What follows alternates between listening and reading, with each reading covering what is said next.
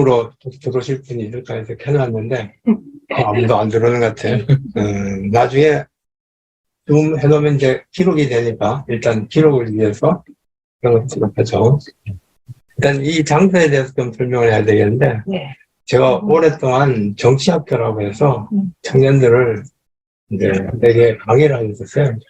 근데 처음에는 이제 정암학당을 빌려서 했다가 안 돼서 또 이 한철련 빌어가지고 이제 우리 공짜로 좀 썼는데 미안하게도 또 이제 한철련 이사를 가서 그동안 이제 마침 줌으로 코로나 때문에 줌으로 쭉 해서 다행인데 이제 코로나까지 이제 끝나가지고 한 수 없이 뭘 마련해야 되겠다 싶어서 그 말은 정치학교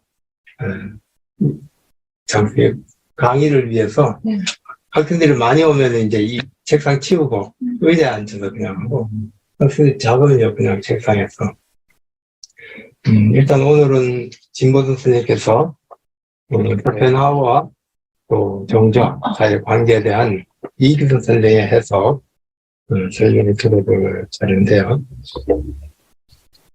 일단 발표부터 들어보고 같이 토론하도록 하죠. 네. 제가 일단 이규정의 정주학 이해와 쇼펜하우어의 생철학이라는 제목으로 발표를 준비를 했는데요. 제가 좀 이번에는 좀 정주학의 그 기초적인 자료도 좀 참고를 해서 한번 봐야 좀 더 정리하게 볼 수 있을 텐데 일단은 본문에 있는 내용하고 이규정 선생님이 쓰신 두 편의 논문을 좀 참고해서 좀 그냥 정리하는 식으로 그냥 발표를 좀 해볼까 합니다. 그래서 다음 기회에는 제가 일이라고 썼는데 다음에는 요 주제로 좀 자세한 내용으로 해석도 많이 붙여서 발표를 해보도록 하겠습니다. 첫 번째는 왜 아시아 철학인가? 라고 하는 제목인데요. 의지와 소통으로서의 세계의 개괄이라는 제목을 붙였습니다. 이 부분은 최종덕 선생님이 중천학당 유튜브 계정에 이제 의지와 소통의 세계를 소개하는 내용을 제가 좀 참고를 많이 했습니다. 정리를 좀 하면서, 제 견해도 담고 책도 인용해서 이렇게 좀 정리해봤는데요. 일단 읽어보겠습니다. 쇼펜하우어의 의지와 표상으로 세계에서 핵심의 의지와 표상은 서양 철학의 전통에서 의지는 플라톤의 이데아, 칸트의 물자차에 대한 표현이며 표상은 현상이 다른 말이다. 쇼펜하우어는 우주적 의지를 거론하는데 이 거대한 우주적 의지에 접근하는 방법은 또 다른 거대한 방식이 아니라 개인의 의지 차원에서도 우주적 의지에 접근할 수 있다는 그런 이제 가능성을 얘기하고 있다고 볼 수 있습니다. 쇼펜하우어는 우리의 인생을 고통의 바다라고 했다. 바로 이 의지가 인간에게 고통을 낳게 하는데 이때 의지는 이성보다 욕망에 더 가깝다.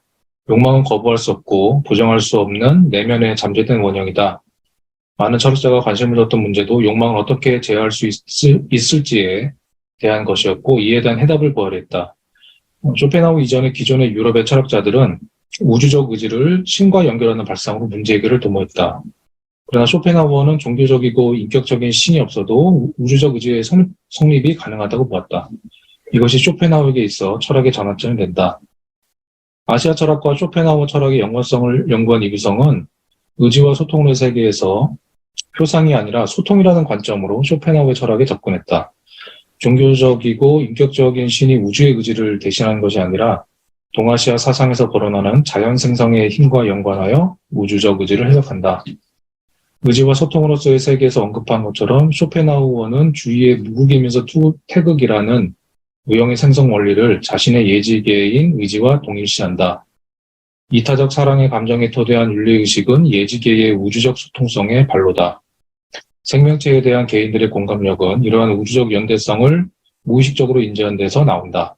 성자적 초인은 이 공감을 하나이자 모든 것이라는 구조를 통찰하는 경지로 확장한다. 쇼펜하우어는 바로 이 점에서 자신의 세계관이 우주와의 합의를 지향하는 아시아 철학과 같은 것임을 분명하게 의식한다. 이거는 이제 본문에 있는 내용입니다. 이규성은 우주적 의지의 세계관을 동아시아적으로 설명하기 위해서 서양 철학의 목적적 존재론을 비판한다. 서양 철학에서 불변의 절대 존재는 지난 과거의 것과 지금의 현재 그리고 미래의 시간과 그 방향성을 인지하는 절대적인 존재이다. 절대적인 존재는 절대 목적을 가진다. 그러나 동양 철학에서 말하는 우주적 존재는 그 스스로 목적을 가지지 않는다. 다만 변화해 나가는 방향성을 가진다. 주역과 당자의 핵심 주제인 변화는 동아시아 사상의 가장 중요한 키워드이다. 이 변화로 나아가는 방향은 주위의 자연환경과 조응하면서 동시에 구성되는 인간 공동체에 함께 조응하는 생태적 존재로 설명할 수 있다. 생성하고 변화하는 자연의 존재가 곧 쇼펜하우어가 말하는 우주적 의지가 된다. 그렇다면 쇼펜하우어가 말하는 표상은 무엇인가? 첫째로 뉴턴 역학으로 대표되는 기계화된 과학, 두 번째로 해겔 철학으로 대표되는 추상화된 형이상학, 세 번째 기독교로 대표되는 도그마된 신학을 들 수 있다. 이 셋을 쇼펜하우어는 비판하는데 이 셋을 아우르는 비판 대상은 합리주의 철학이다. 합리주의 철학을 하는 사람들의 세계 해석의 도구는 이성이고 그 이성을 풀어나가는 방법이 이성적 논리 구조에 의지하는 충족 이유율이다. 앞서 말한 이 세 분야는 이성적 논리 구조에 한정되어 있다. 세계를 설명하는 인과의 구조, 인간이 만든 하나의 사유 구조는 인간이 만든 하나의 사유의 틀에 불과한데 이것으로 모든 세계를 설명한다는 것은 무리다. 쇼펜하우어는 계몽주의를 있는 뉴턴주의자들의 과학주의를 칸트의 선언적 지식론을 활용해 비판 해체하고자 한다. 과학적 지식은 주관의 논리적 형식이 투영된 것이기에 실제의 객관적 구조를 반영하지 않는다는 것이다. 또한 쇼펜하우어는 기존의 신학적 사변 이성이 자신의 논리적 형식을 실제의 신성한 구조를 인식하는 것으로 보는 독단적인 교의를 전서양 철학의 미몽으로 파악한다. 그래서 쇼펜하우어는 과학주의와 신학적 형이상학이 논리적 형식의 관념적 성합성을 몰각한 망상을 세계의 질서로 착각하는 언어의 오용이라고 비판한다. 예, 본문의 내용이고요. 이어서 쇼펜하우어에 따르면 지식론의 차원을 넘어 생의 의미를 추구하고 궁극적으로는 우주를 영혼의 관점에서 보는 초인적 세계에 도달하는 과정을 해명하는 활동이 철학의 본령이다. 철학은 해겔의 신학 존재처럼 절대 정신을 가지고 세계를 논리로 설명해 정당화하는 것이 아니다. 세계는 우리에게 궁극적 이유가 없이 던져진 것이다. 그래서 밑에 있는 거는 이규성 선생님이 예전에 아마 세미나 하실 때 제가 들었던 내용 같은데요. 예를 들어 수학적 논리에서 수학 기호들은 답을 얻기 위한 문제풀이 과정과 방식에 있는 연산의 실행과 결과를 간단히 기술하기 위한 도식 기호이다. 그러나 이것이 수학의 전부라고 생각할 수는 없다. 철학 역시 생의 의미를 추구하고 우주적 영혼의 관점에서 초원적 세계를 전망하는 것이 본령인데 서양의 고체화된 과학적 지식론과 주관적 논리 구조에 한정된 신학적 형이상학은 이른바 수학 기호에 불과한 자신들의 학술 방식과 틀을 본령으로 여긴다는 비판이다. 한편 의지와 소통으로서의 세계의 핵심 키워드는 자유이다. 자유는 합리적 이성 구조의 영맹이지 않으려는 인간의 의지를 나타낸다. 진정 자유롭기 위해서는 쇼펜하우어가 앞에서 비판한 과학, 신학, 형이상학의 예시처럼 충족 이율에 의존하여 결정하는 구조에서 벗어나야 한다. 그렇지 않고서는 자유의 소통 구조를 찾아볼 수 없다는 것이 저자 이규성이 주장하는 핵심이다. 자유를 추구하는 관점에서 주목하는 것은 서양 인식론에는 없는 동아시아 철학의 주요한 실천적 방식의 수양론이다. 이 수양론의 핵심은 충족 이유로 설명할 수 없는 심신의 자유를 추구한다는 것이며 수양을 실천할 때 동반되는 깨달음 역시 서양 근대에서 전개한 지식론과는 다른 지질에서 주목해야 할 부분이다. 깨달음은 이성을 통해 접근하지 못한다. 이규성이 말하는 깨달음은 서구 근대와는 다른 새로운 인식론의 소통 방식이었고 또는 확장된 인식론이다. 또 깨달음을 통해 자유를 획득할 수 있다. 이 깨달음의 지향은 지금 현재에 안주하는 나를 초월하여 자유를 찾아가려는 시도와 같다. 의지와 수통으로서의 세계에서 우주적 의지의 틀과 나의 사적인 자유가 조화될 수 있느냐는 명제는 저자의 주요한 질문 중 하나이다. 쇼펜하우어에 따르면 의지는 인간과 자연의 생명을 뒤에서 밀어주는 큰 힘이다. 서양의 전통적 목적론에 따르면 절대 존재가 앞에서 불안정한 자아를 끌고 가는 형태이지만 쇼펜하우어는 이 세계에 있는 살아있는 우주적 힘이 뒤에서 불안정한 자아를 밀어주는 힘이라고 한다. 끌어당기는 힘은 당기는 주체의 방향성의 정권이 있으나 밀어주는 힘은 주변의 변화를 감지하며 힘을 발산한다.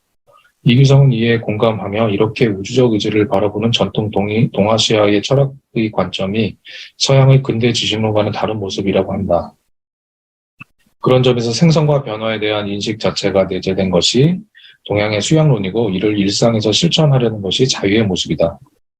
의지를 깨닫는 중요한 힘은 선험적 틀에 있다. 선험적 틀은 이성적 충족 이율도 아니고 논리학도 아니며 감성적으로 만들어진 것도 아니며 형이상학으로 만들어진 것도 아닌 생생하게 살아있는 힘으로 만들어진 것이다.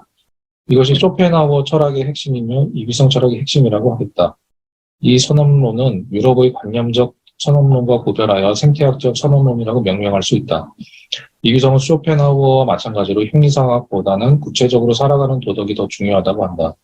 동시에 논리학에 침잠된 과학을 비판하지만 과학의 실효성은 인정해야 한다고 수차례 강조한다.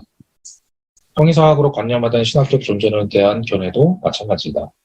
쇼펜하우어는 논리학에 침몰된 과학을 구제해야 한다고 주장한다. 마찬가지로 신 자체를 부정하기보다는 관념화된 신학을 비판한다. 이규성은 쇼펜하우어에서 한 발 더 나아가 동양 철학의 생생한 생태학적 세계관을 얘기하고 생태주의 생명 진화론으로 책을 마무리한다. 이 부분은 의지와 소통으로서의 세계의 독특한 점이다. 예, 이 부분은 근데 이제 그 최종덕 선생님은 유튜브 영상을 많이 참고해서 틀어 쓰었기 때문에 다음번 세미나에서 대한 얘기를 한번 들어보시면 될 것 같습니다. 예, 그 다음에는 내용들이요. 의지와 소통으로서의 세계에 있는 내용들과 그 이규성 선생님의 논문에서 좀 발췌한 내용들로 정리를 엮었습니다. 그래서 이 부분을 시간상 쭉 읽어보는 게 낫겠죠? 네. 쭉 읽어보겠어요. 예. 유럽의 19세기 철학의 현실. 19세기 유럽은 산업화와 기계화가 추진되고 경험과학의 분화가 폭발적으로 일어난 시대였다. 관찰과 실험을 방법으로 삼는 개별과학의 발달로 유물론적 과학주의가 형성되었고 이는 형이상학을 위협했다.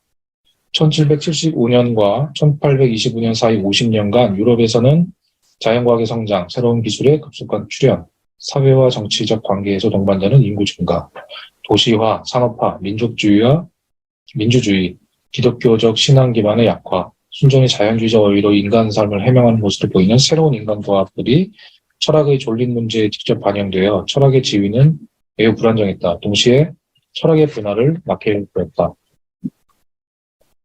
이러한 시기 쇼펜하우어는 관념론적 전통에서 오는 보다 높은 의식인 생의 고향을 추구하는 것을 철학의 주요 요소로 생각했다. 여기서도 중용의 그 구절이 떠오르더라고요. 그 고명이 또 중용, 이런 얘기했지 않습니까? 그래서 그는 충족 이유의 네 겹의 뿌리에 관하여 해서 과학의 형식 논리적 조건을 메타 논리로 언급한다. 쇼펜하우어는 경험주의적 자연주의라는 과학주의 이데올로기 대립하여 선험주의적 노선을 유지했다. 과학과 기술의 시대가 열리는 사회적 변동과 함께 관념론이 쇠퇴하는 길목에서 쇼펜하우어는 사변 형이상학의 무의미성을 비판했고 과학의 경험적 성과를 수용하면서도 과학의 논리를 반성적으로 분석하여 그 한계를 드러내려 했다. 즉 과학적 지식을 삶의 유일한 방식이 아니라 하나의 방식으로 보는 관점을 제시한다.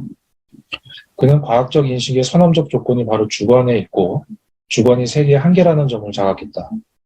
이규성은 아시아의 철학은 서양 근대에서 전개된 지식론보다는 세계론을 중심으로 전개된 특징을 지닌다고 언급하는데 쇼펜하우어는 자신의 의지 형이상학이 근대 지식론의 방식인 주관적 의식으로 세계를 보는 장막을 거두어 세계를 제대로 통찰할 수 있는 지혜를 지향해야 한다고 주장한다. 이 지점에서 우주와의 합의를 추구하는 아시아 철학을 수용하는 계기로 삼는다. 쇼펜하우어는 철학을 일종의 생애 기술로 보았다. 그는 이러한 문제의식 때문에 사실 판단으로만 구성된 세계상과 다르게 세계를 보는 조망의 방법을 말해야 했다. 세계는 폭과 깊이를 확정해가는 보면자의 조망에 따라 다르게 보인다.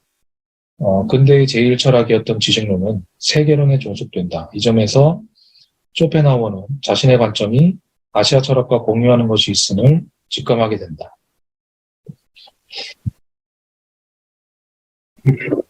자, 예, 이런 것을 배경으로 해서 그 다음부터는 이제 의지와 소통의 세계에서 쇼펜하우어가 중국 철학을 어떻게 이해하는지에 대한 그런 이제 서술들이 쭉 나와 있습니다. 라이프니츠가 만연해 지은 모나드론에서 그는 단순하고 나뉘어질 수 없는 이 세상에 존재하는 모든 존재의 기본적 실체로 능동적인 힘의 단위인 모나드를 말했다. 라이프니츠에게 개체의 생명 원천인 능동성의 원리로서의 모나드는 다른 모든 개체들과 물리적으로는 막혀 있지만 영적으로는 조화와 소통을 이룬다. 이 모나드를 이로 해석하면 라이프니츠의 유기체 철학은 태극을 무수한 이들의 전체적 소통성을 가능하게 하는 원리로 보는 주위의 세계상과 일치한다. 그래서 라이프니츠가 봤을 때 자신의 모나드와 주위의 이야기는 일치하는 지점이 있었고, 라이프니츠의 모나드로는 관계론적 사고를 보여주었고, 쇼펜하우어는 이에 관심을 두었으나 어떤 자기의 이 관계론적 사고를 이 라이프니츠의 모나드론으로 발전시키지는 못했고요.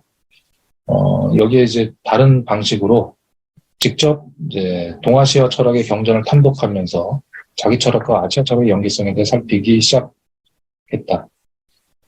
쇼펜하우어는 중국 철학을 유교, 불교, 도교로 나누거나 또는 삼교가 합일된 종교로 통칭한다. 그는 삼교합일이라는 전통이 중국에 있다는 것을 알고 있었다. 동시에 쇼펜하우어는 유럽인들이 유럽 중심주의 안에서 아시아인 중국에 대해 편견을 가지고 있음을 지적한다. 사실 그 편견은 중국의 기록을 제대로 검토하지 않은 유럽인들의 결과이기도 할 것이다. 이것은 이제 제 서술인데요. 쇼펜하우어조차도 논어에 대해 가지고 있는 일제적 편견과 크게 달라 보이지는 않는다. 쇼펜하우어는 중국학에서 학자와 정치가들이 좋아하는 공자의 지혜는 장황하고 상투적이며 전반적으로 정치적 도덕 철학으로서 그것을 받쳐주는 형이상학이 없는 것으로 아주 특별히 무미건조하고 지루한 어떤 것이라고 평한다. 여기에는 이규성의 추측처럼 쇼펜하우어가 맹자가 공자를 성인상으로 평가한 기록을 보지 못한 것으로 보인다는 견해를 제출했는데요. 이것이 타당한 것으로 보이고요. 만약 이 기록을 보았다고 하더라도 맹자가 윤리학과 형이상학을 함께 거론한 것과는 달리 일상의 슴슴한 얘기를 정치적 관점과 함께 풀어서 논어에 대한 쇼펜하우어의 평가는 크게 달라졌을 것 같지는 않다. 다만 맹자의 철학적 문제의식을 이어가는 숙명 이야기의 세계관과 윤리학적 전개가 쇼펜하우어 자신의 우주적 의지의 철학과 일치하는 부분을 발견했기에 아시아 철학에 대한 관심이 지속되었을 것이다. 예를 들어 정치적 보수성을 보이는 쇼펜하우어가 맹자가 인용한 서경의 구절 하늘은 우리 백성의 눈으로 보며 하늘을 우리 백성의 귀로 듣는다와 같은 구절을 정치 윤리의 관점에서 읽은 것이 아니라 형이상학적 문맥에서 독해함으로써 가능했다. 물 자체인 의지는 인간의 자기의식 안에서 직관되는 의지로부터 유추된 것이라는 자신의 근본 사상이 천과 인을 언급한 서경 및 맹자의 말을 형이상학적으로 해석하고 있는 것이다. 한편 중국을 보는 유럽인들의 편견은 자신들이 믿는 세계 창조자로서 지구의 신에 대한 경배가 중국인들의 문화적 의식 안에서 공통된다는 확고한 전제로부터 이 중국을 본다는 것이죠. 이러한 태도는 신학 존재론이 갖고 있는 낙관론에 익숙한 전통이며 이러한 유럽인들의 전통에서 유럽인들이 중국인들의 사상을 이해하기는 너무 어려울 것이라고 쇼펜하우어는 예측한다. 이러한 예측에 이어 쇼펜하우어는 유럽인들의 사고와는 반대의 지점에서 현실을 고통의 세계로 여기는 본문에도 나와 있지만 아마도 불교라고 이제 이규성 선생님은 생각을 하고 계시는 것 같은데요. 불교의 예를 들어 유럽인들의 이해가 동양적 사고에 미치지 못할 것임을 지적한다.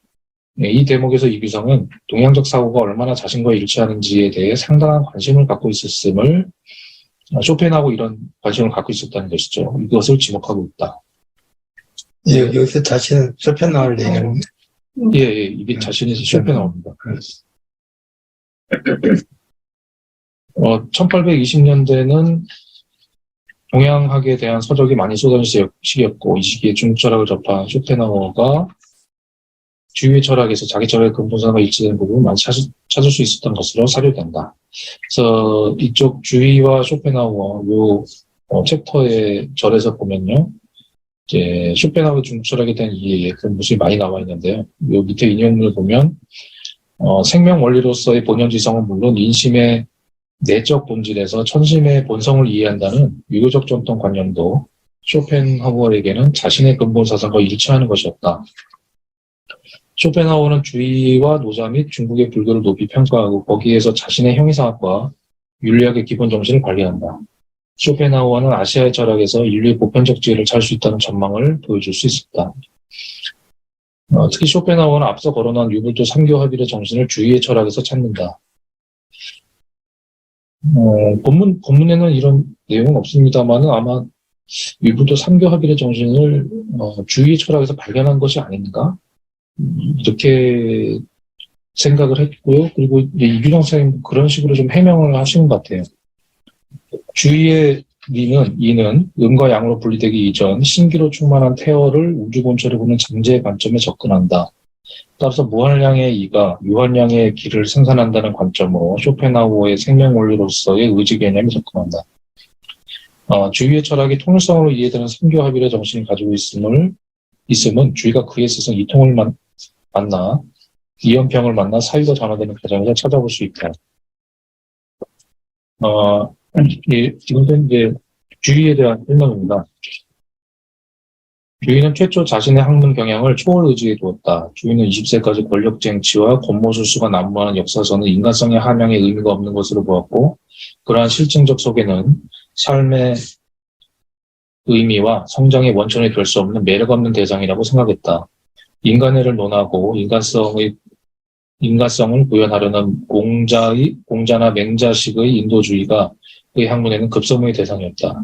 또한 이러한 현실의 역사적 관심을 뛰어넘으려는 초월 의지는 젊은 시절 그의 시에서 보이는 광활하고 강귀한 기상에서도 확인할 수 있다. 지식을 넘어서는 초적 자유에 대한 동경과 자신의 유한한 삶에 대한 자각 위에서 장자적 초인의 누비는 자유의 경계를 닮았다. 청년 주의는 도교의 도사들과의 만남을 통해서도 도교적 세계관을 심취했었던 것이다. 그러나 주의는 이연평과의 서신을 주고받는 만남을 통해 자기 학문에서 문제 해결의 방식을 이학적 관계 방식으로 전환하는 지평을 열게 된다. 이규성에 의하면 그 이해는 정자의 이학적 전통에서는 인륜적 현실이 갖는 다양성이 천도 혹은 태극이라는 우주의 통일성에 기초하는 것이다. 이 통일적 원리의 성격은 주역에서 천지의 광대한 능력은 생산이라는 생기론적 측면에서 이해되며, 통일성은 형이하의 다양성을 생산하고 그것 속에서 생기를 부여하는 형이상의 것으로서 초월적이면서도 역동적 내재성을 갖는 생명 원리이다. 이 생명 원리는 창조적 생산력으로서 생명을 부여하는 자발적 발산의 힘을 갖는다는 의미에서 인이라는 가치를 자신의 본질로 삼는다. 또 주의가 이연평에게 영향받은 것 가운데 큰 것은 중국의 진례가 지적하는 것처럼 이일분수와 정좌체인 두 가지라고 할 수 있는데, 이규성은 이일분수를 채용합일의 이론적 구조를 드러낸 것으로도 파악을 하고 정좌체인을 이 구조의 실천적 실현의 문제로 본다. 두 가지의 분류를 보는 건데요. 정자체는 뭐죠? 정좌가 이제 똑바로 안 되는 정자에서 예. 인을 몸에 체인 이제 체험한다. 천리를 체인한다. 천리를 체인한다. 정자체. 그래서 주의는 이상하게 앉으면 안 되네. 그런 것 고요하게 안 되는 거. 고요한 상태에서 삐딱한 상태. 처음 들어보네. 삐딱하게 앉으면 자꾸 바꿔야 되니까 아마 고요할 수가 없고. 계속 이러세요. 아무런 그러니까 정좌 체인이 이제 미발 상태에 가깝게 가려는 그런 이건 민발. 휴양이죠. 비인데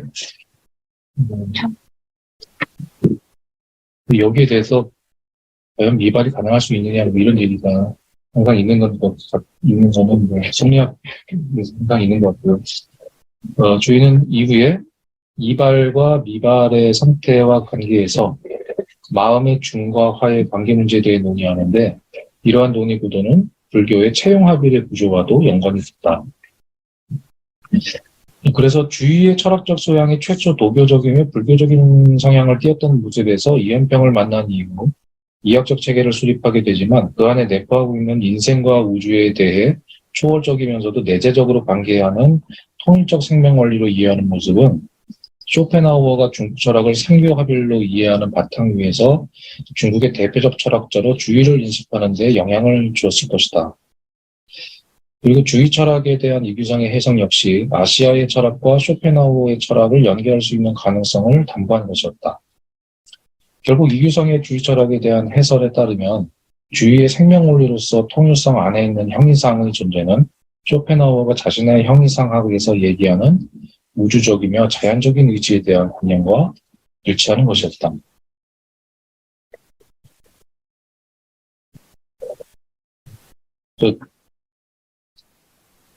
이규상 선생님의 그 주시 관련한 논문이 몇 개는 보이지 않더라고요. 근데 옛날 거는 더 있나요? 한 3개 있는 이거는 생일기들. 대진과 대진하고 예지는 옛날, 아주 옛날. 정말 소리. 퇴계하고 쓴 것도 그것도 그건 석사제. 번역하고서 세계 어떤 부분을 세계에 대한 해설을 번역해서 거기다가 일본학자 번역을 이거는 지금 세계는 번역하고. 그렇고 왕선사는 경제학자는 아니야? 왕선사는 어느 왕선사는 기철학자죠. 명대 기철학에 네. 속해? 청대 명 청대 그 성리학 속에 들어가는 거야? 예, 아니요 성리학이 주기론, 주기론, 학은 유학인데 유학인데 성리학은 아니고 성리학은 아니고 네. 왕선사는? 난 성리학으로 성리학 근데 이율고 같은 경우는 기철학자이지만은 성리학자라고 그러잖아요. 그렇죠. 근데 왕선사는 아예 더 커들라는 거야? 글쎄요. 좀 다른 거예요. 저는 성리학으로 그냥 선생님은 이제 기차라고 분류시키는 네, 저는 좀 성리학에서 좀 벗어나 있는 걸로 보고, 그러니까 그게 이렇게 확 그 구분이 될 수는 없어요. 구분되기는 어려워요. 그러니까 유학이라고 하는 큰 맥락 안에 있기 때문에 어떤 유학은 부분에서는 지금 크니까. 예, 어떤 부분에서는 성리학이랑 이렇게 교집합되는 부분이 있고요. 근데 이제 거기서 벗어나 있는 부분, 그것과 성리학과 구분되는 또 다른 관점이 분명히 있기 때문에 저는 딱 성리학이라고 보기는 어려워요.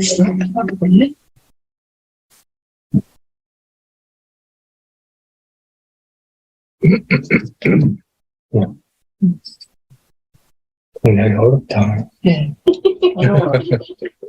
성리학이 되게 애매해요. 이 체력 때문에 굉장히 애매해요. 생명의 원리라는 개념하고 생질이 생질이 이게 다 하고 난 다음에 해야 될 네, 그래서. 나는 세력을 밀어봤다는 것 자체가 문제가 많아. 그게 문제가 많아. 네 번째는 이제 정주학의 태극과 쇼펜하우어의 우주적 의지. 이일분수라는 이학적 사유의 종합들은 주의의 철학이 사유와 실천이 동시에 서로 따라야 하는 것이며 이일분수 자체가 사유와 실천을 이끌어가는 사유의 이념이자 생애의 의미 원천임을 의미한다. 이일분수는 이연평이 계승한 정자의 사유틀이었고 이것은 주의 철학의 근본 이념이 된다. 이일분수라는 이념적 기조 아래 형이상학의 초월과 형이하의 현실을 아우르고 있는 주의 철학은 쇼펜하우어 철학의 근본인 우주적 의지 개념과 연결시킬 수 있다. 그리고 우주적 의지의 이념이 현실의 개인들의 의지와 합치될 수 있는지의 가능성은 수양에 대한 주의의 견해를 살펴보면 어느 정도 해답을 얻을 수 있을 것이다.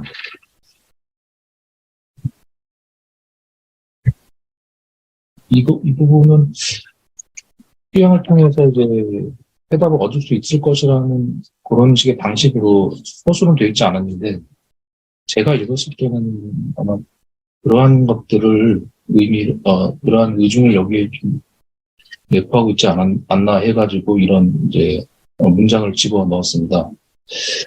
주의의 수양 의식은 이연평이 계승한 정자의 것과 일치한다. 정자의 철학을 생산과 생명의 원리로 파악한 이규성은 정자의 성리학적 사유는 인간의 자기 초국적 삶의 방향을 지시하면서 자연의 구조를 논의하는 가치지향적 세계관의 성격을 가지고 있다. 그래서 성리학은 삶의 의미에 대한 이해를 자연이 나타내는 의미를 해석함으로써 성취하고자 한다. 인성론과 윤리학은 독립된 체계로 발전되는 것이 아니라 자연의 의미에 대한 해석으로서의 형이상학적 논의와 함께 발전된다. 형이상학적 논의는 자각적 자기인식의 지평 안으로 들어오게 된다. 자각적 인식이 궁극적으로 사물의 깊이로서의 자연의 의미를 통찰하게 되는 명징한 지혜의 장소가 된다. 이렇게 얘기를 하여 성리학은 신분질서와 완전한 분리를 이룬 것은 아니지만 고대인이 성취한 지혜와 덕을 내면성의 원리로 파악하고 이것을 자연에 대한 형이상학적 사유체계와 결합시켰다고 설명한다. 한편 성인상은 자연현상의 무상한 변화, 생성 안에서 영원성, 존재를 직관할 수 있는 내재적 성인이다. 이규성은 정자의 자연관을 자연주의적 성향을 가진 생기론적 이론론의 형이상학으로 보고 통일성으로서의 이를 초월적 근거이면서도 내재적인 힘으로 해명한다. 이의 그러한 성격은 그것의 본질이 창조적 자발성과 생명성, 즉 생이라는 점에 기인한다. 생으로서의 형이상학의 힘은 존재의 내재적 본질이다. 어떤 틈, 즉 무로 단절되어 있지 않고 유기적 관계 속에 있게 된다. 따라서 생의 개념을 중시한다는 것은 힘의 개념과 동시에 내적 관계의 개념을 중시한다는 것을 의미한다. 쇼펜하우어는 자기의식을 갖는 인간은 자신의 심층에서 작용하는 의지를 직접 이해할 수 있으며 이것을 세계의 본질인 생명 원리로 유추할 수 있다고 하는데 동시에 궁극적으로는 우주를 영혼의 관점에서 보는 초인적 세계에 도달하는 과정을 해명하는 활동을 철학의 본령으로 삼았다는 점에서 이규성이 해설한 성인상과 유사한 의식을 확인할 수 있다. 한편 주의는 태극으로서 이를 논하는데 그러니까 태극으로서 일을 논한다는 게 이제 이규정 선생님의 시각이죠.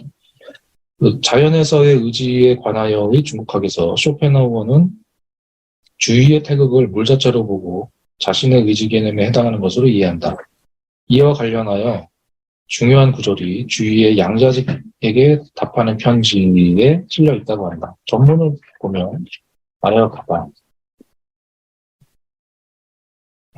네, 이게 얼마 나왔을까 한번 읽어보겠습니다. 이게 제가 한 거라서 옛날에 한 거라서 번역이 잘못될 수도 있는데 내가 지난번에 태극을 체라하고 동정을 용이라 하였으니 그 말에 진술로 병통이 있다. 그 뒤에 고치기를 태극은 본연의 묘이고 동정은 태극이 하는 바의 작용이다 라고 했는데 이것이 거의 이치에 가까울 듯하다.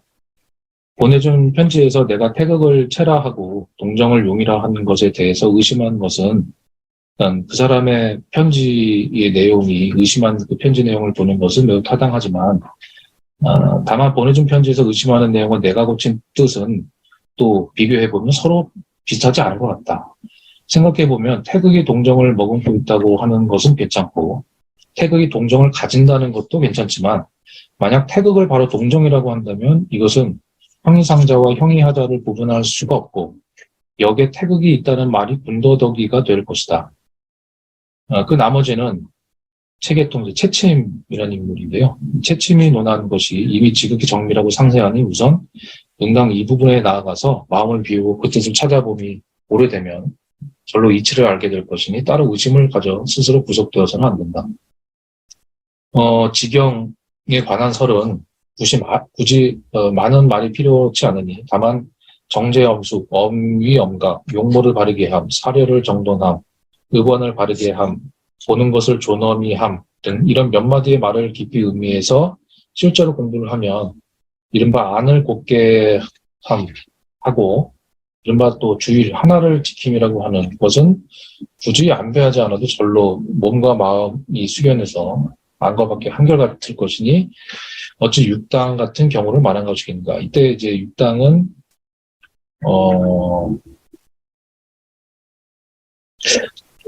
그러면서 이게 당자 안 맞아요.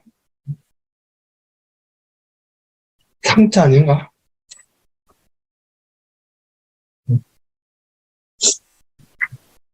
강자 항상 상자.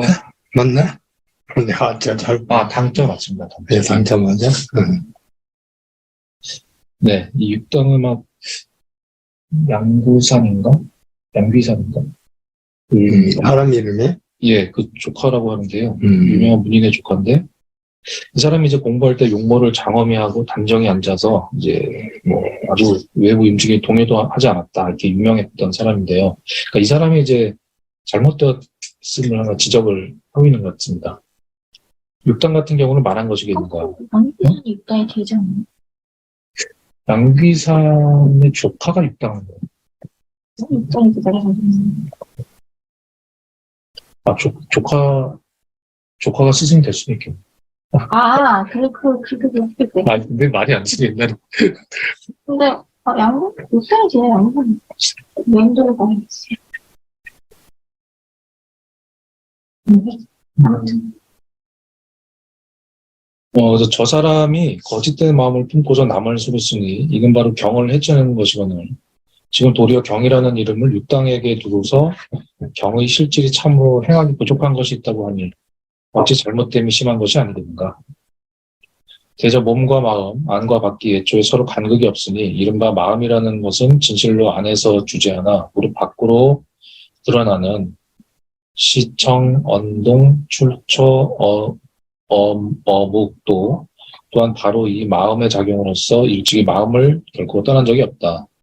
그러나 지금 텅 비어서 쓰지 않는 곳에서는 잡아서 보존하고 그 마음이 유행해서 실제 운용에 있어서는 버리고 살피지 않으니 이는 마음 전체에 있어서 비록 그 반은 얻었으나 실은 그 반을 잃은 것이라고 할 수 있다. 그러나 그 얻은 반도 또 반드시 안배하고 놓아둠이 있기를 기다린 뒤에라야 보존할 수가 있다. 그러므로 마음의 본체를 지켜서 보존했다고 하면 싹을 뽑아 조장하는 문제점이 있고 그렇지 않으면 자기 마음을 내팽개치고 버려두는 병통이 있는 것이니 이렇게 보면 그 얻은 바의 반도 또 장차 스스로 보존하지 못하여 잃을 것이 뻔하다. 그러니 어찌 한번 경의 중심을 두고 이 마음이 우뚝하여서 내외 동정의 한가운데에 한 터럭만한 틈 수만 번 내쉬는 멈춤도 있겠는가. 이 각색을 많이 해야 되나요? 본인이 읽었는데도 이런 말투는 참. 이 글과 관련하여 유성은 통일하니 이를 깨끗하고 드넓은 세계와 같은 의미로 언급하는 주위의 말들에 의거하여 태극에는 동정이 없다는 해석을 견지한다고 하거나 이를 추상적이고 보편적인 개념으로 해석하는데 이규성은 여기에 오류가 있다고 지적하며 라이프니츠나 쇼펜하우의 실체적 형상은 능통성의 원리로서 종자나 생명이다. 그것이 개념이 아니듯 적어도 태극으로서의 이는 개념이나 법칙이 아니다.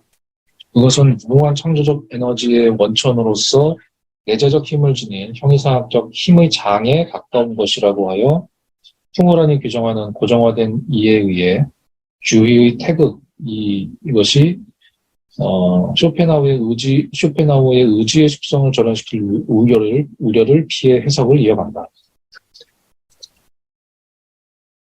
양자직에게 답하는 편지에서 이규성은 주의가 본체와 동정을 둘로 나누고 태극을 동정이 없는 절대적 보유 상태로 보는 것을 지향하고 태극의 잠재적 능력을 살리는 방향으로 생각할 필요성을 알게 된다고 설명한다. 만약 동정을 형이상과 형이하로 나누면 태극의 영원성과 활동적 생명성을 살릴 수 있다는 것이고 태극이 동정을 함축하고 있다 했을 때의 동정은 형이상의 동정이 된다. 태극의 동정이 있다는 구절도 다른 저술에서는 형이상의 동정으로 해석할 수 있도록 되어 있지만 앞의 양자직에게 답하는 편지에서는 형이하의 동정으로 되어 있고 결론적으로 말한다면 태극은 원래 동정을 함축하는 원리이다.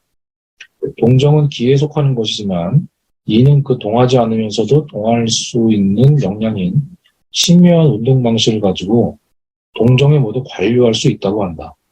이로 인해 주인은 이가 기를 생산하는 가운데 기의 추동력과 이의 신묘한 창조성이 협동하여 우주가 전개된다는 주리론적 객관성을 말할 수 있었다는 것이다. 주위의 태극은 이렇게 만물의 모든 순환운동과 시공에 관계하며 이것들은 모두 태극에 내재한다. 관계하며 이 순환운동과 시공까지 합한 모든 것들은 태극에 내재하게 된다는 말이죠. 동시에 태극은 나누어져 움직이지 않고 흐름과 소통으로 작용한다. 다만 순수하고 잡박한 차이로 종에 따라 태극을 수용하는 능력과 범위의 차이가 있을 뿐이다. 이와 관련하여 쇼펜하우어는 의지는 자신이 최초의 단계에서 창조한 무규정의 물질을 매개로 개별화를 실현하는 과정에서 각 개체의 종성을 창조적으로 형성하고 결정한다. 우주의 통일성의 예지계로서의 의지는 자신 하나임을 유지하면서도 다양한 세계를 창조적으로 전개하는 실제이다라고 하여 아리스토텔레스의 표현처럼 운동하지 않으면서도 운동하는 존재로 본다. 이는 이규성이 이를 태극으로 보았을 때 그 동하지 않으면서도 동할 수 있는 역량인 심오한 운동 방식을 가지고 동정에 모두 관류할 수 있다는 해석과 같은 방향을 가 결국 정주화과 쇼펜하우어의 철학에 공통점을 만들 수 있는 조건을 조성한다. 네, 그래서 이 챕터 절에 있는 내용들 이제 정주학 내용과 관련해서 이렇게 정리를 좀 해봤습니다. 이제 저도 사실 정주학에 대해서 이 정주행을 해본 적이 별로 없어가지고 1차 자료들을 다른 1차 자료들 좀 필요해서 보면 좋았는데 이 책으로 의지와 소통으로서의 세계 이 텍스트 안에서 한정된 그 논문으로 보다 보니까요. 일단은 제가 평소에 생각하던 정주학과 이규성 선생님의 해석에 약간의 차이가 있는 부분들 같은 경우는 바로 그런 지점에서 이제 쇼펜하우어 철학과 쇼펜하우어 관점을 가졌던 그 아시아 철학, 동아시아 철학의 정주학, 이 학문의 그런 어떤 그 공통된 어떤 공유 지점 이런 것들을 이제 찾았다는 그것을 다시 증명하기 위해서 이규성 선생님이 이제 어떻게 보면은 약간은 좀 이제 다른 의견들을 이제 태극과 이에 대한 다른 이제 연애들을 제출하실 필요도 있지 않나 그런 생각도 들었습니다. 대체적으로는 쇼펜하우어 그 정주학 특히 이제 주의의 학문 만년주의서 같은 경우에 주의의 입장하고 쇼펜하우어가 얘기하고 있는 우주적 의지라고 하는 것이 어느 정도 잘 매치가 된다는 느낌은 사실 받았거든요. 이제 만년주의설이죠. 만년주의설. 그쪽을 가다 보면은 이제 주의가 좀 더 사실 거대해진 모습이 좀 보이지 않나. 이학 체계 안에서 그런 모습들에서 쇼펜하우어가 좀 유사한 부분이 있지 않나. 발견되지 그런 생각이 좀 들었습니다.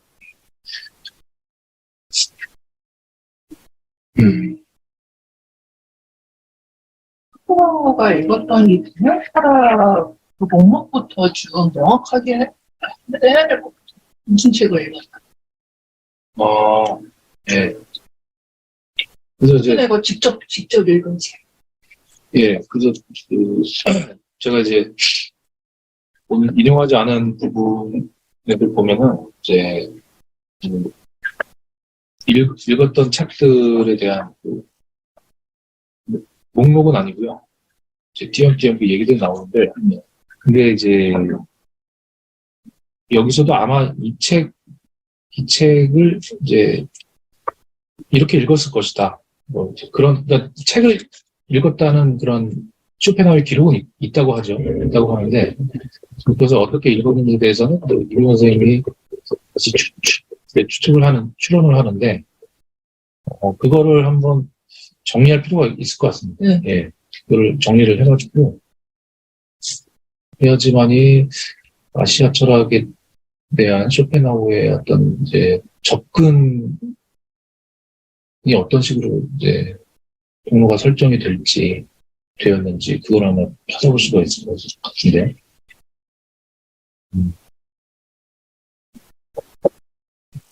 이제 언뜻 느낌으로는 내가 외향차를 잘 모르지만은 이 쇼펜하우의 물자체라는 개념하고 주위의 새우로서의 이 개념은 상당히 대립적인 것 같은 느낌이 들어요. 어떤 부분? 네, 쇼펜하우어 같은 게 보통 이제 서양차에서 물자체라고 하는 것은 어떤 규정성을 벗어난 거, 이해 불가능한 거 이런 의미 오히려 동양 철학에서 무 개념과 더 가까운 거라고 이제 보통 생각을 하는데 그 안에서 주위의 이 같은 경우에는 마치 플라톤의 이데아와 같은 그런 거 아니에요? 그래서 물질을 규정을 하고 대상을 표현해야 되는 그런 점에서 이는 어떻게 보면 무에 가장 대립되는 그런 개념인 것처럼 보인다고요. 근데 이제 이규성 선생은 소크라테스, 쇼펜하우의 그 무개념, 물자체라는 개념이 바로 정주학에서 이 개념이다. 이렇게 얘기해서, 이게 좀, 내가 가지고 있는 상식하고는 좀 많이 다른데, 아마 정주학에서 이 개념이, 그러니까 주의가 이라고 하는 것은 정확히 어떤 거예요? 보통 우리 사용처한 사람은 그 플라톤의 뭐 이데아 같은 거 아니겠느냐, 이렇게 생각하는데, 좀 달라요? 근데 그거 먼저 물자체를 알 수 없다고 알 수 없는 물자체. 것으로 보는 게 칸트도 선생님이 그렇죠. 본 거잖아요. 예. 근데 이제 그게 그것도 혼자 해석하는 분들마다 좀 다르잖아요. 예를 들어서 칸트가 스웨덴보르도 영향을 받아서 월급 물자체의 개념을 써먹어라고 본 사람들 입장에서는 수험 가능한 영역으로서의 물자체를 만들고 성장한 개념 이렇게 표기를 하죠. 근데 물론 이제 신학적으로 푼 사람들은 이제 완전히 그건 알 수 없는 거다 이렇게 하겠지만. 뭐라고 규정할 수 없는 거죠.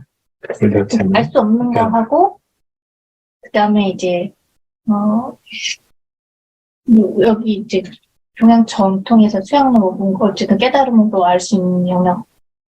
어쨌든 알 수 없다 할 때는 인간의 이성의 지적인 능력 내에서 알 수 없다는 거고, 쇼펜하우 같은 사람은 이제 그런 이성이 아니라 이제 좀 지적 직관이나 어떤 계시나 이런 것을 통해서 이제 접근할 수 있는 대상으로 그렇게 이제 되는데 일단 쇼펜하우에는 이 물자체라고 하는 것을 의지 개념으로 규정을 하는 생의 원리로서 규정을 하는 것 같아요.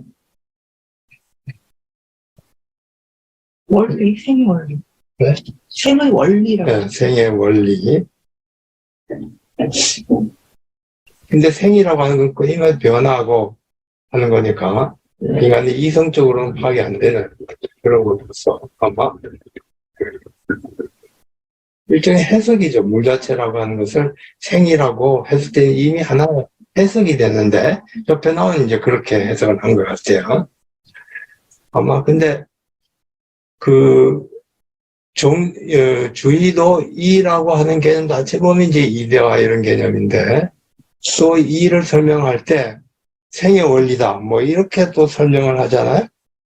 예. 그래서 아마 이 쇼펜하우의 그 생으로서의 물자체하고 주위의 생의 어떤 원리로서 그 이하고 같은 거다 이렇게 이경선이 얘기한 것 같은데 근데 그 원천은 좀 다르거든요.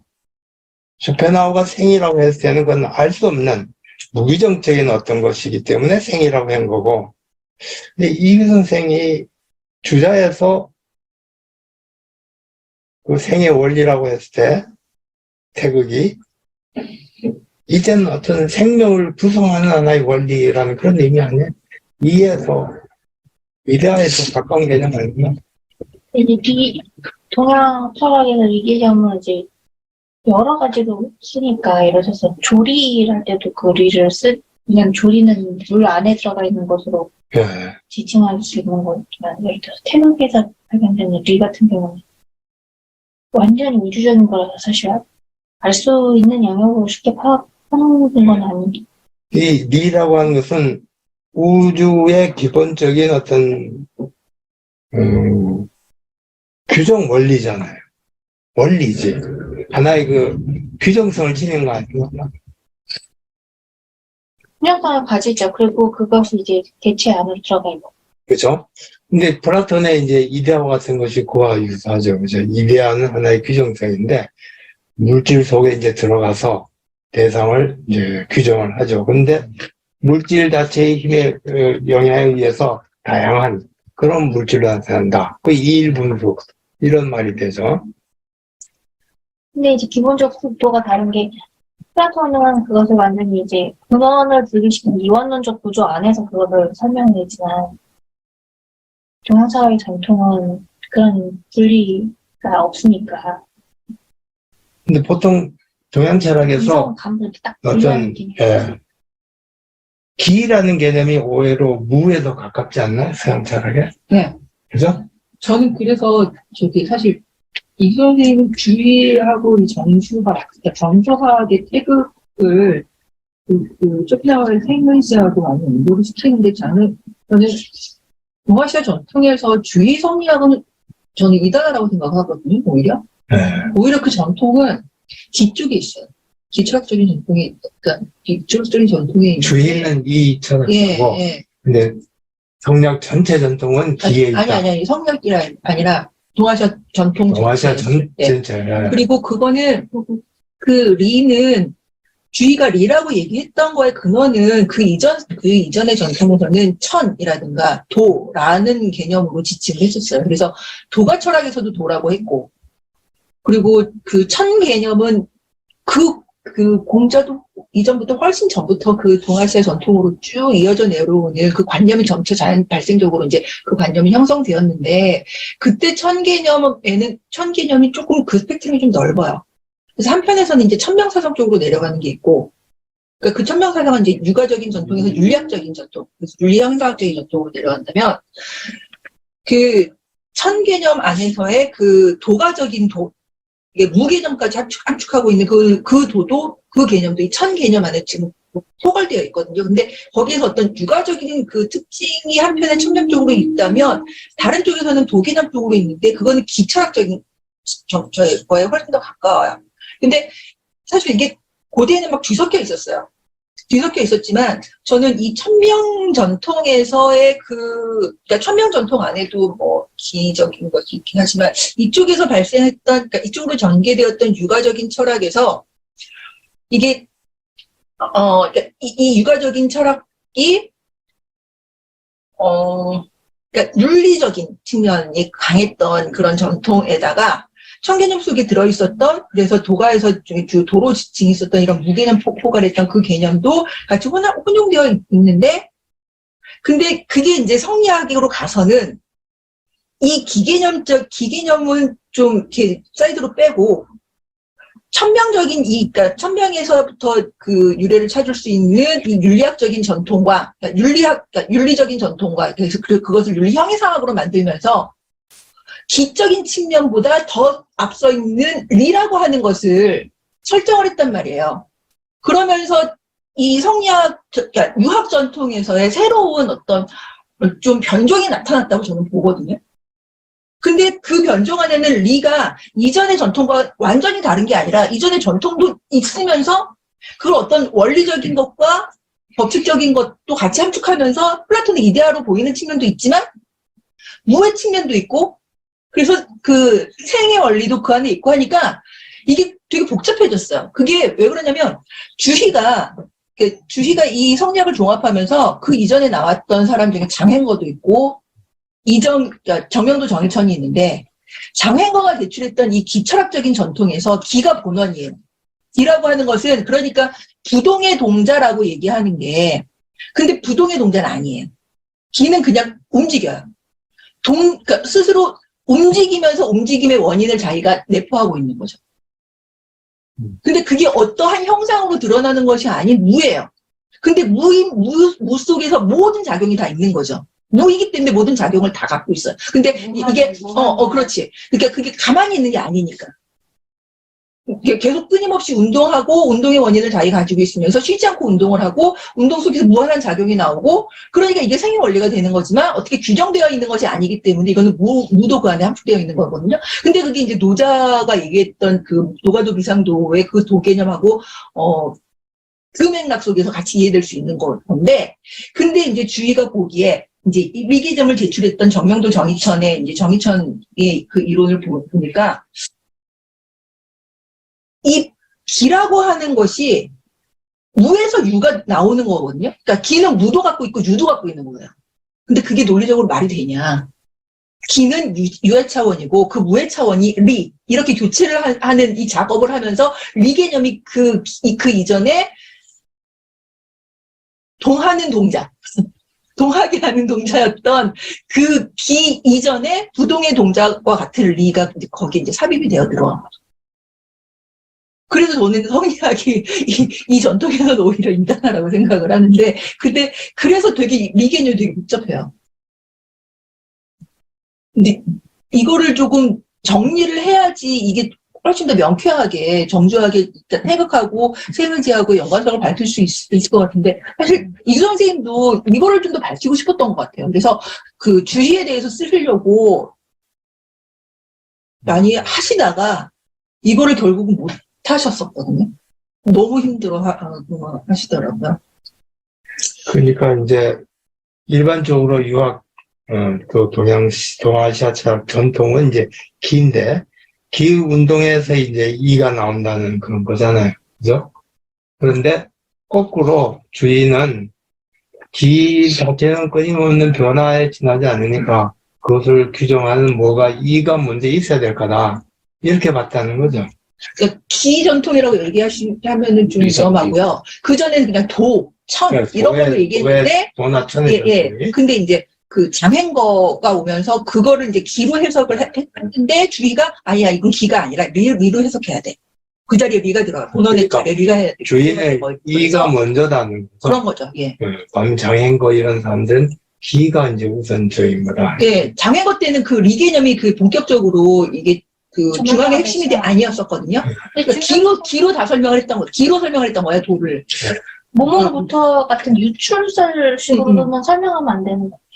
그러니까 기에서 이가 나왔다. 아니다, 이게. 그렇게 해서는 설명은 안 되고. 이에서 이가 나왔다. 그러니까 그러니까 기에서 이가 나왔다라는 거가 마치 입출설처럼 연상이 되는데 그렇게 되면 안 되고. 입출설은 이제 플러스적인 그런. 그렇죠. 근데 그렇게 되면 안 되고 네. 원래 같이 있는 거. 그래서 항상 그 불상잡의 개념을 계속 쓰는 이유가 그게 같이 있다는 거예요, 원래. 이게 먼저 있어. 그러니까 선후 개념이라고 하는 것이 그렇게 첨예한 논쟁이 되지 않는, 그걸 언급한 것도 거의 그 주의 정도가 그나마 조금 살짝 언급했다 또 빠져나오는 건데, 그러니까 선후 개념을 전제하면은 자꾸 뭐가 먼저 있었고, 거기서부터 나왔다. 이렇게 보게 되는데, 그런 논의를 많이 안 하니까요. 그게 역사적인 그 사실에서도 그러니까 역사적으로 봤을 때도 리가 이제 주나라 이후에 그 천명에서 이제 그 천민 일치화를 시키면서 명덕 심벌의 정책을 펴잖아요. 그러다 보니까 이제 이제 통치적 방식이라고 해야 되나? 그러니까 그런 방식으로 천명의 어떤 무게감이 이렇게 생기다가 그것이 이제 그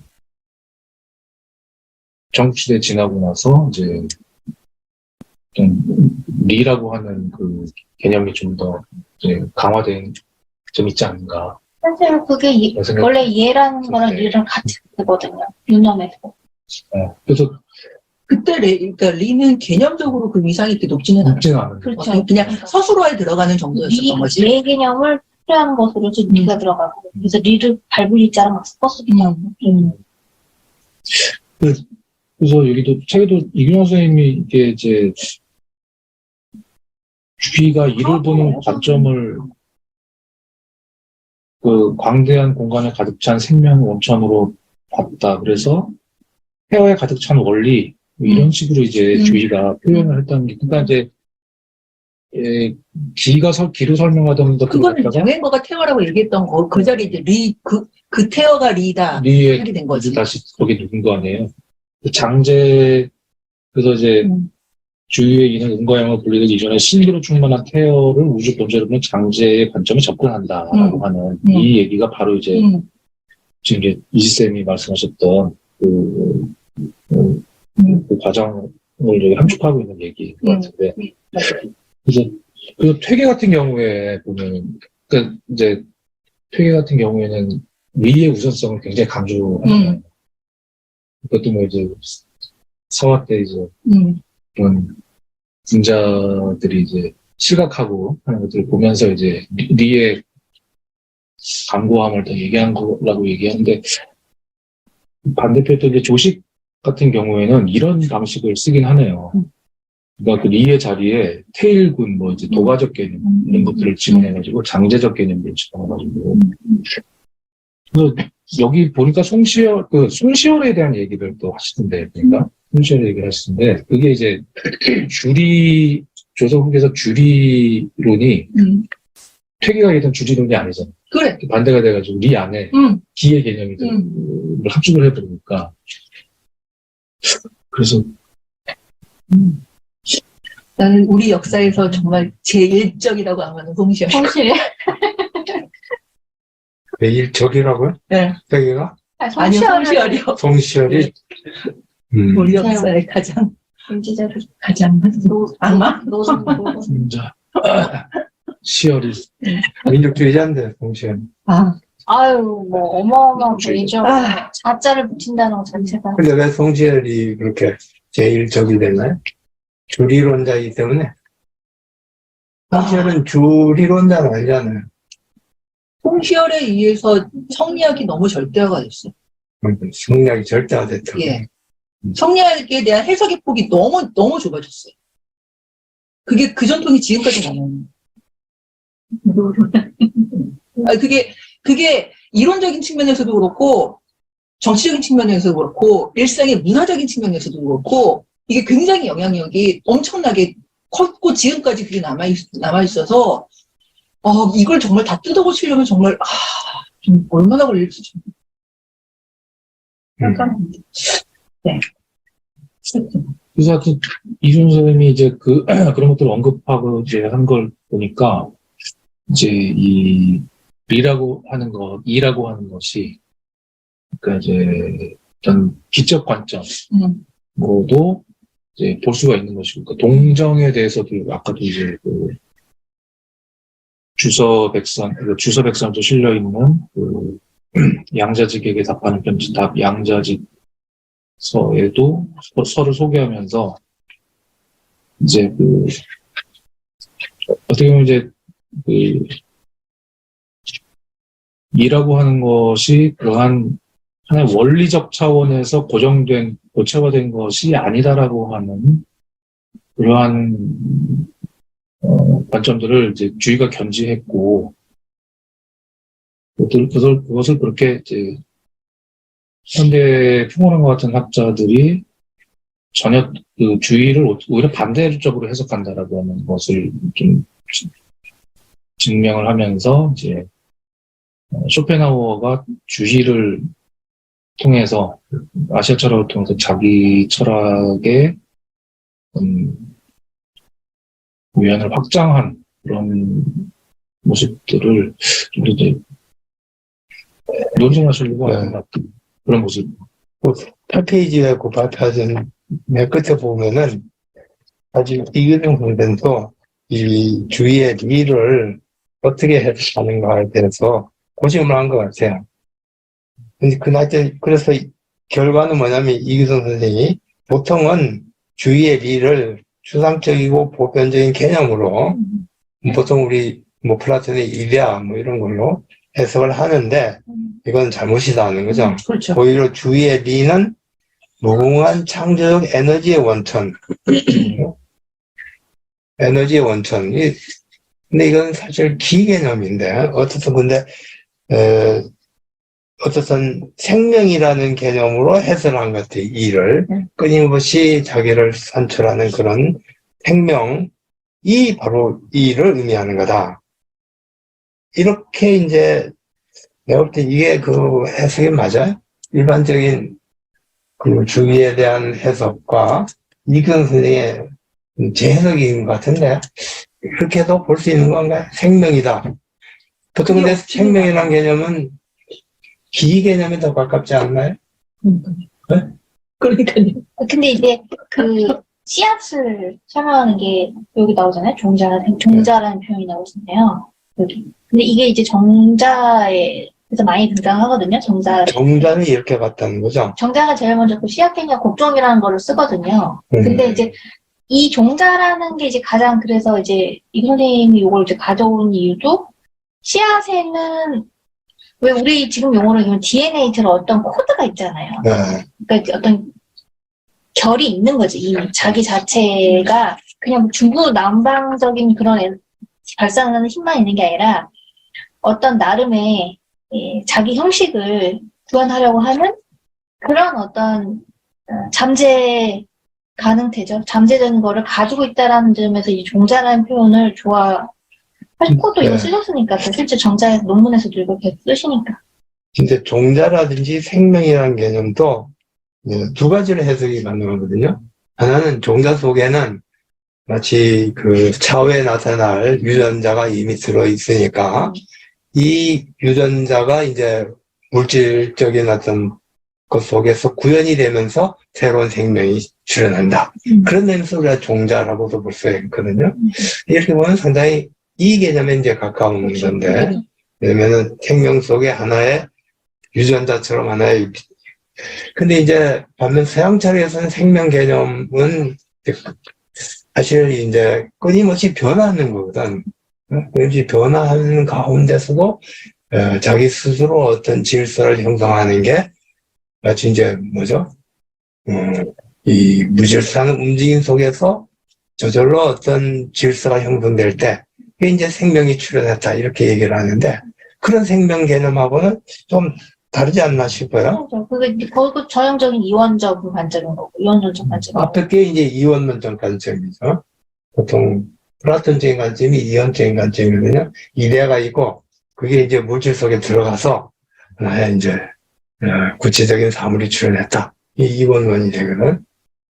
근데 이제 그 서양 철학에서도 이제 이거 이원론 많고 이론론의 전통이 있어요. 그게 이제 쭉 계속되는 건데 맨 이제 거슬러 올라가면은 헤라클리토스가 나오죠. 그 다음에 아리스토텔레스가 나오고 그 다음에 이제 근대 스피노자 해결 이런 식으로 가는데 거기서만 하면 이제 촛불의 비유죠. 끊임없이 올라가는 힘과 내려가는 음량이 동정하는 가운데서 형성되는 고요한 어떤 것. 사실은 그게 끊임없이 운동하는 것이지만 우리가 겉으로 볼 때는 마치 고요한 질서를 형성하고 있는 것처럼 보일 때 그거를 이제 그래서 이제 그쪽이 이런 더 가까워요. 기라는 개념이 예. 이쪽에 더 가까운 거죠, 그죠? 예. 내가 볼 때도 하여튼 보통 주기론 할 때는 동양 철학에서 이쪽에서 가까운 것 같아요. 근데 주리론 하면 좀 플라톤적인 것에 가깝거든요. 근데 주기론이라는 말은 안 썼으면 좋겠어요. 예. 그게 이게 주의에 대해서 오해를 낳게 하는 그런 용어이기도 하거든요. 이가 선행한다 하니까 선행한다는 그런 의미에서 기 자체에서 질서가 나온다. 이건 상당히 아리스토텔레스적인 그런 개념이거든요.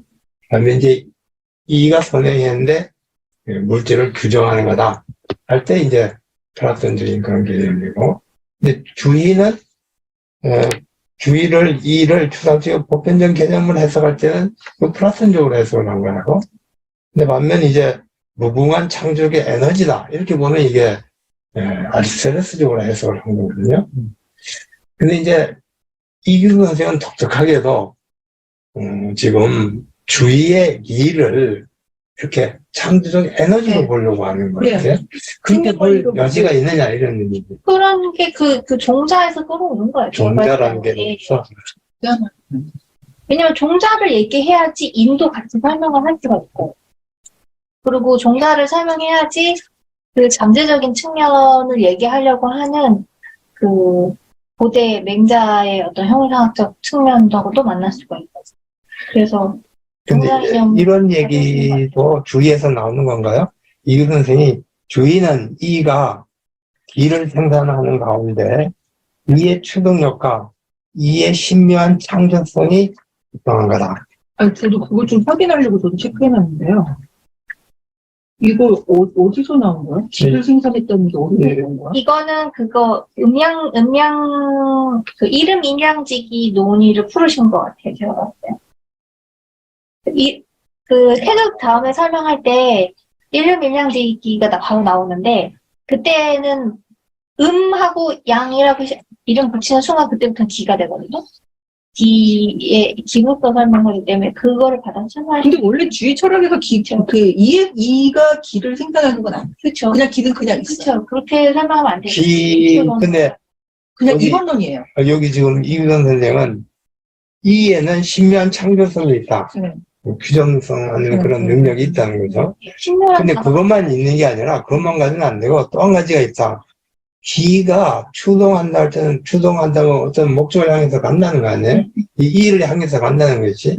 기가 뭔가 움직여서 뭔가를 일을 향해서 생성해 나간다. 이 두 가지 의미만 한다기보다 싣고 가는 거죠. 삭제되어 있는 거예요. 이거 싣고 간다. 이런 그래서 얘기할 때는 이제 한다는 얘기가 그죠. 이미 얹혀 있는 거예요. 보통 이제 그럴 때는 이제 주리론이 되지. 왜냐면은 이가 규정성을 가지는데 그 규정성이 이제 실현되기 위해서는 그런 비가 있어야 되니까 물질이라는 개념이죠, 이때는. 근데 이제 이규성 선생은 주위의 생각을 그렇게 해석을 하지 않고 신묘한 창조성과 기의 추동력이라는 개념을 쓴 것 같아요. 그리고 이제 그 앞에 보면은 동정은 기에 속하는 거지만은 이는 그에 동하지 않으면서도 동할 수 있는 역량이라 동하지 않으면서도 동할 수 있다. 참, 이게 이제 무생무치 설명을 하는 그런 구절이 있거든요. 리하고 기를 설명할 때. 그래서 이제 그런 지점에서 이제 이 동성이 다르다. 그래서 그 면모를 받아서 쓰시면 좋겠어요. 평을 지녔느냐, 근데 평을 지지 않았냐고. 어떻게 보면은 우리가 이규성 선생님 말대로 주위의 이 개념을 잘 이해하지 못하는 거 아니까 좀 나처럼 이렇게 플라톤적으로 이해하는 것은 주위의 이를 잘못 해석하는 거다. 이렇게 보신 이규성 선생의 해석이 오히려 주위를 더 살리는 게 아닐까? 왜냐면은, 그러니까, 이발이 기 수지하고 이가 바라는 게 기가 따르고, 이제 앞에서 끌어가는 거죠. 기발 리승지 같은 거, 이런 거는, 그러니까 리의 운동성을 자꾸 이제 부여하려고, 리의 운동성을 이제 없다는 그 얘기로 이제 쓰게 되는 말인데, 근데 사실 주의의 해석은 오히려 이제 조선 성리학으로 비교해보자면 율곡이 더 잘 설명을 하고 있다. 율곡이 전형적인 이런 거죠. 이기지며. 기의 추동력과 이의 창조력이 결합해서 나온 거다. 또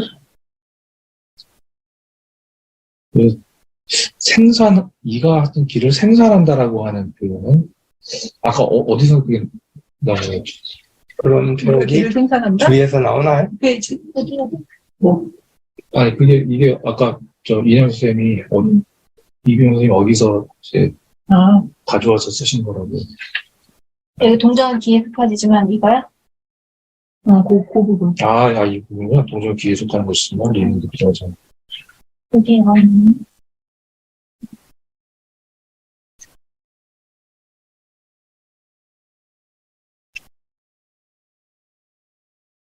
유 선생님처럼 해석하는 게 저는 제가 봤을 때는 이제 이게 초창기 그 북송호자들의 문제의식 속에서 처음 탄생했던 그 성리 개념인 것 같아요. 오히려 주희보다는 약간 그 정자 북송호자인 거죠.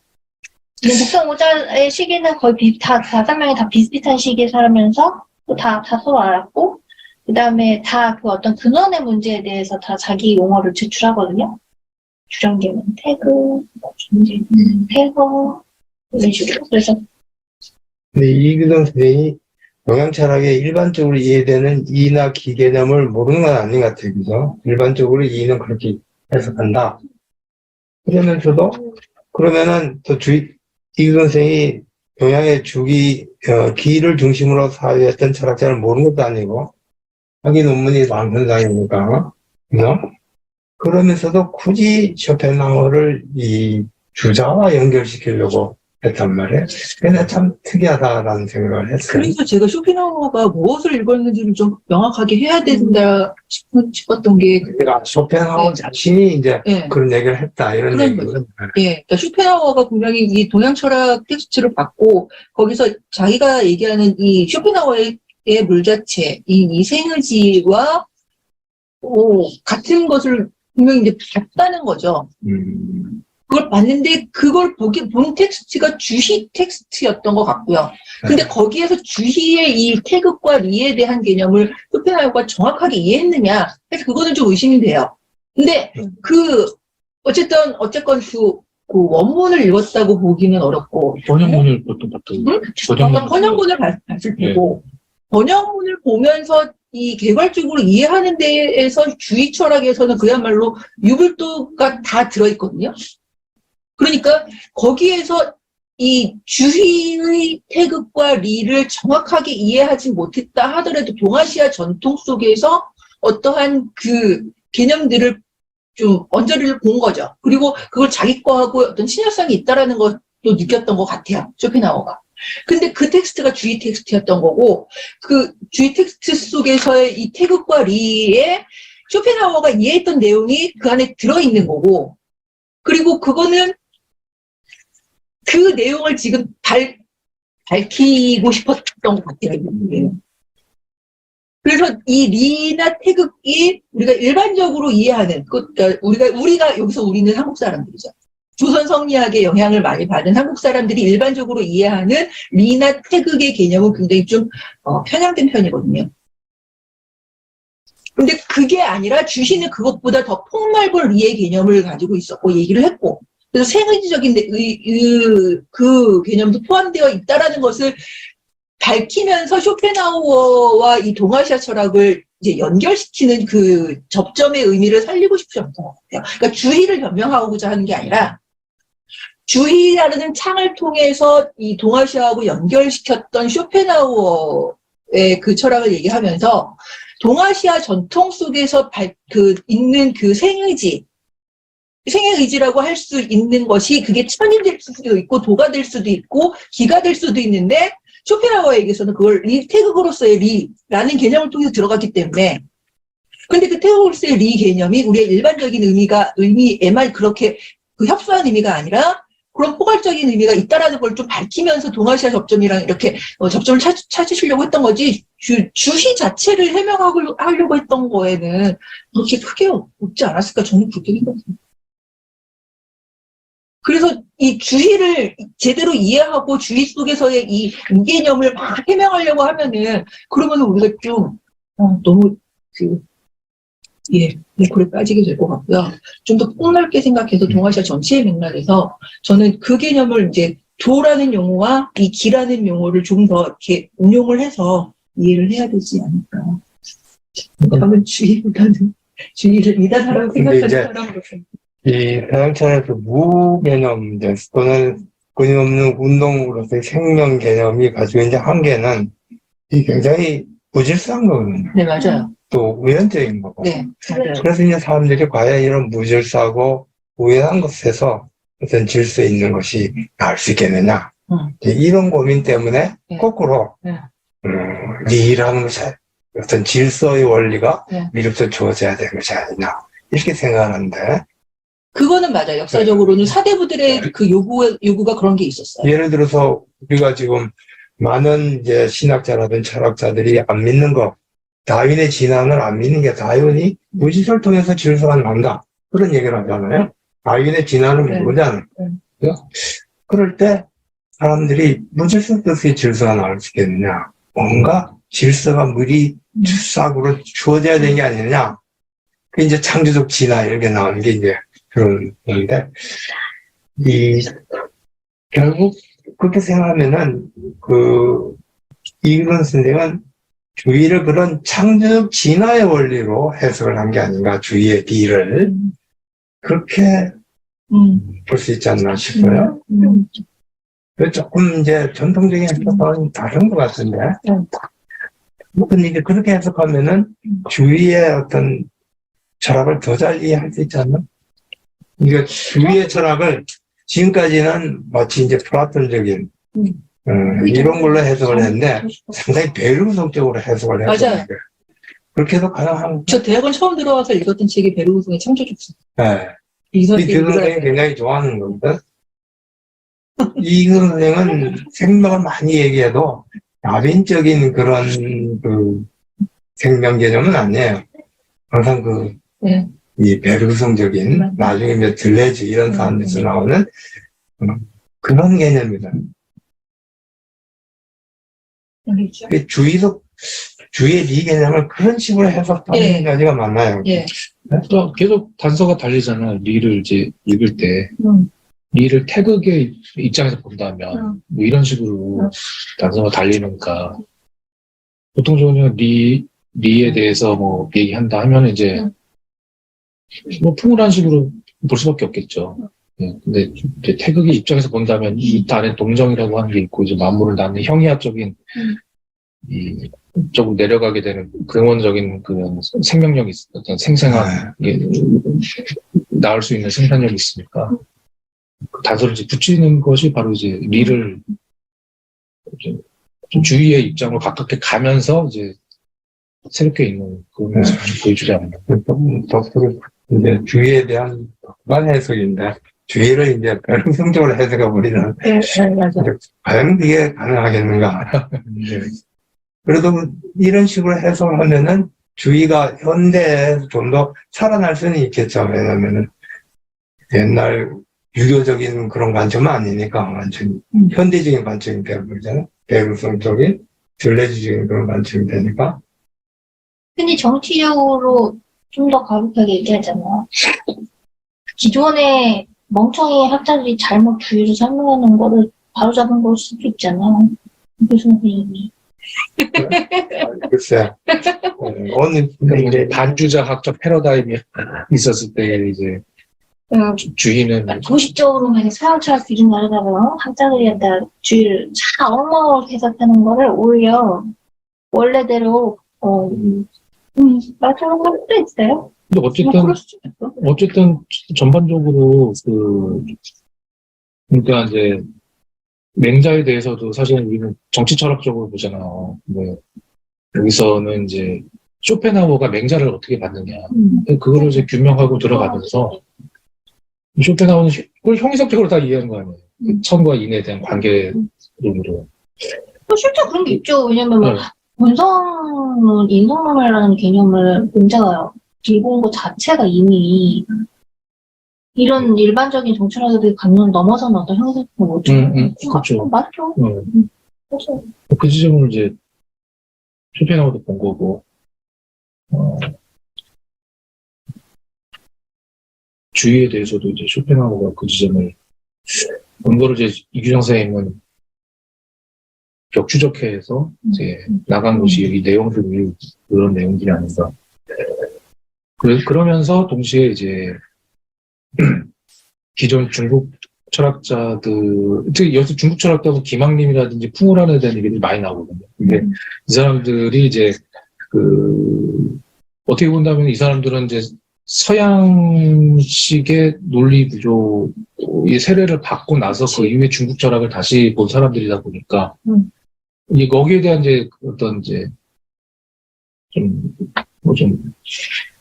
놓친 점, 그 사람들이 놓친 것들, 이런 것들에 대한 지적들이 나오거든요. 그러면서, 어떻게 보면 이제, 보이지 않았던 주의에 대한 부분들을 다시 이제 상기하면서 이제 새로운 해석? 지금 봤으면 좀 다른 해석이 되는데, 근데 이제, 그것도 결국 쇼펜하우어가 본 눈을 이제 따라가는 거니까. 근데 이게 사실은 쇼펜하우어 해석과도 달라요. 일반적인 쇼펜하우어에서 물자체 이거는 무절사한 의무에 더 가까운 개념이거든요. 보통 이제 서양 철학자들 쇼펜하우어 그런 식으로 해석을 해왔어요. 근데 이제 이기선 선생이 쇼펜하우어를 해석하면서 이 주자와 연결시키는데 아까도 했던 주자를 그런 이를 생명을 창조하는 그런 이로서 이제 규정을 한단 말이에요. 이제 그건 쇼펜하우어의 이제 물 자체도 마찬가지로 그런 생명이다. 자체 내에서 리를 창조할 수 있는 그런 힘이다. 이렇게 해석을 하게 되는 거니까 사실 쇼펜하우어도 재해석을 합니다. 재해석을 맞아요. 하니까. 쇼펜하우어도 네. 베르손 쪽으로 해석을 해버리거든요. 저도 네. 오히려 왜곡을 시킨 거는 쇼펜하우어 해석을 더 왜곡을 시킨 거죠. 왜냐면 기존의 주류에서 조금 더 벗어나는 지점으로 본다면. 그래서, 그렇죠. 네. 그래서 주의는 원래대로 잘 해석을 해놓은 거고, 그러니까 주의의 해석을 이규 선생님은 원래대로 쇼펜하우어를 가져오면서 기존의 학계가 잘못한 것들을 바로 잡아놓은 거고, 동시에 한편으로는 쇼펜하우어를 막 베르그성이나 이런 주의나 이런 걸 가져다가 쇼펜하우어의 주류하고는 굉장히 다른 거로 해석해버렸으니까 그러면은 또 근데 이제 이기동 선생의 이제 그거 보면 쇼펜하우어에도 최근에 해석자 몇 명이 있어요.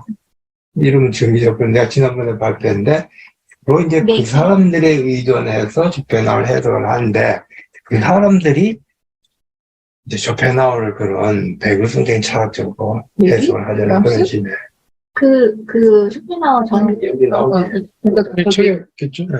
그 쇼펜하우어 해석한 사람이 있거든요. 맞아요.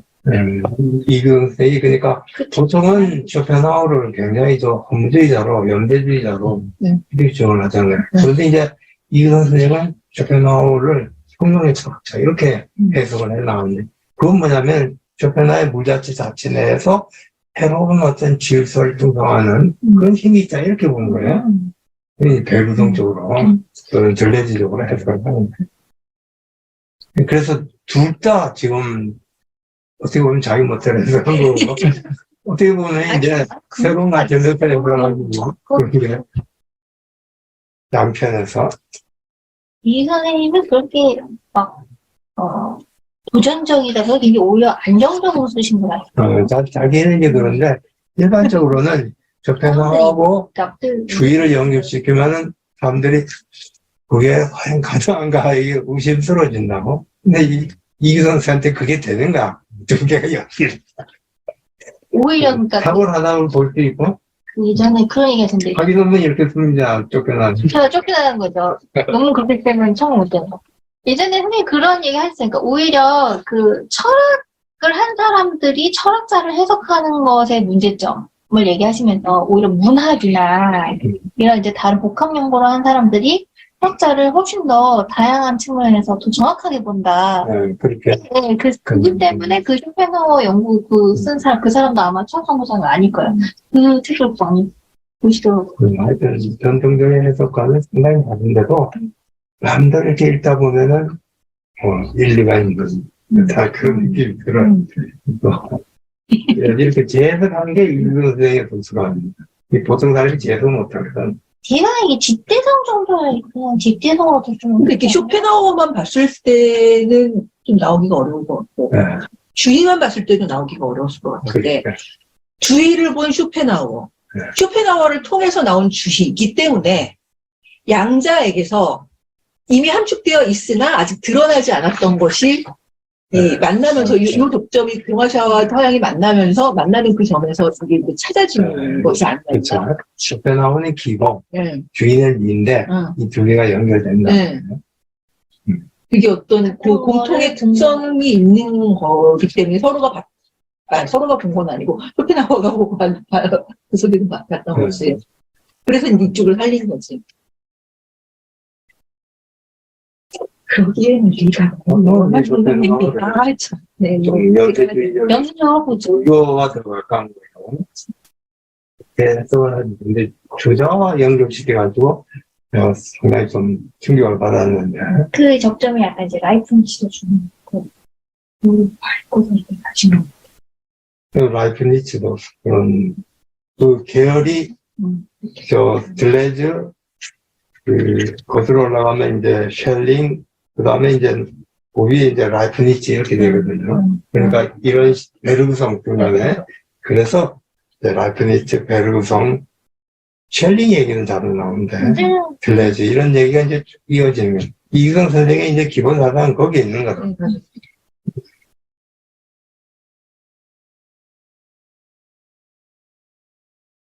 다음에 누가 불교를 이기성 선생이 어떻게 해석하는가? 불교의 관점도 좀 다를 것 같아요. 내가 볼 때는. 다른 것 같아요. 불교는 좀 다른 것 같아요. 불교 학자들이 또 보면은 이게 또 엉망이다 이렇게 얘기하는데 내가 한번 부탁을 해보려고 그래. 불교를 전공하는 사람한테. 다음에 내가 두 사람한테 또 부탁을 하려고 그래요. 세 사람이지.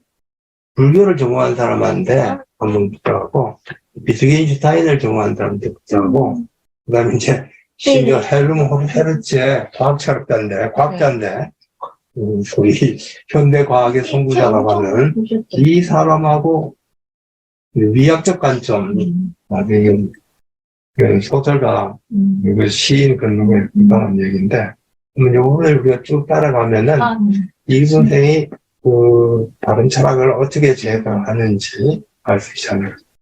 일단 다음번에는 2월 달인데, 네. 최준석 선생님이 왜 자기 지난번에 영상 챕터별로 정리해놓은 게 있거든요.